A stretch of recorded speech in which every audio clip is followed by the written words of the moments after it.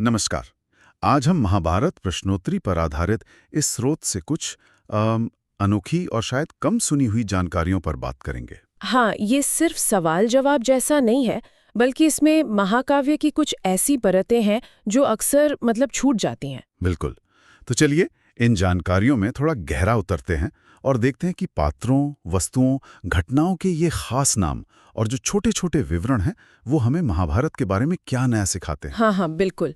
और देखिए, ये प्रश्नोत्तरी वाला तरीका जो है, ये हमें कई छोटी पर अहम बातों पर ध्यान देने पर मजबूर करता है। जैसे कई मुख्य किरदारों के एक से ज्यादा नाम थे और हर नाम के पीछे आप देखें तो एक वजह, एक कहानी जुड़ी हुई है। हाँ, ये बात तो है। जैसे भीष्म पितामह का ही सोचिए, उनका बचपन का नाम देवव्रत था। देवव्रत, हाँ। लेकिन वो जो उनकी भीषण प्रतिज्ञा थी, उसके बाद वो भीष्म कहलाए। नाम ही बदल गया पूरी तरह से। बिल्कुल। और इसी तरह अर्जुन के कितने सारे नाम थे। अर्जुन के तो बहुत नाम थे। गुडाकेश एक था। हाँ, गुडाकेश, क्योंकि उन्होंने नींद पर विजय पा ली थी। अच्छा, और सव्यसाची? वो क्यों? क्योंकि वो दोनों हाथों से बाण चला सकते थे। ये उनकी एक खूबी थी। कमाल है। और धनंजय? वो इसलिए कि उन्होंने क्या कहते हैं, अपार धन जीता था। और किरीटी भी एक नाम था उनका। किरीटी? हाँ, सुना है। वो इंद्र ने उन्हें एक मुकुट दिया था उसके कारण। तो एक ही व्यक्ति के कितने अलग अलग पहलू हैं ना। हाँ। और कर्ण के नामों में भी उनके जीवन की वो जटिलता झलकती है। सही कहा। निश्चित रूप से। उनका असल नाम तो वसुसेन था, पर पाला राधा ने तो राधेय कहलाए। और माता कुंती के विवाह से पहले जन्म हुआ था, तो उस वजह से कानीन भी कहा गया। अच्छा, कानीन भी? हाँ। इसी तरह द्रौपदी के नाम देखिए, पंचाल देश की थी तो पांचाली। हाँ, ये तो पता है। यज्ञ से उत्पन्न हुई तो याज्ञसेनी। हाँ। और उनका एक नाम कृष्णा भी था, क्योंकि उनका रंग श्याम था। तो नाम सिर्फ पुकारने के लिए नहीं थे, उनकी पहचान उनकी कहानी से जुड़े थे। बिल्कुल।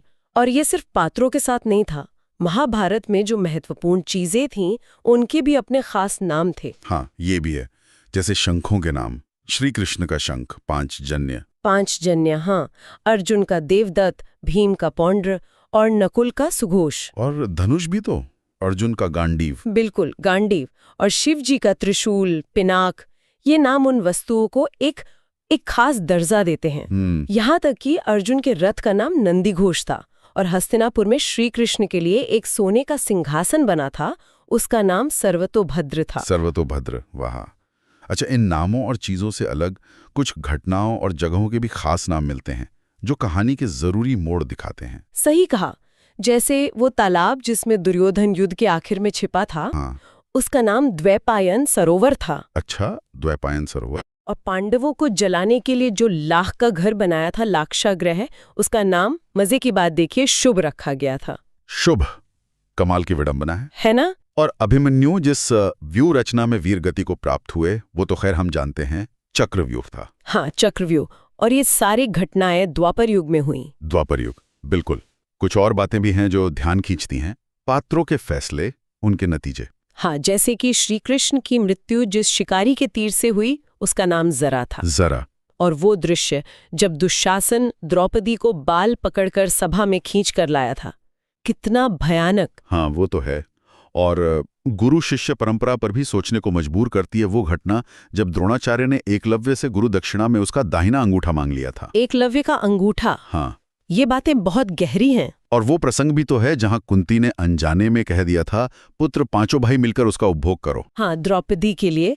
और उसी एक वाक्य से द्रौपदी पांचों पांडवों की पत्नी बनी। और जरासंध का नाम, वो भी तो जरा नाम की राक्षसी ने उसके शरीर के 2 टुकड़े जोड़े थे, इसलिए बड़ा था। बिल्कुल।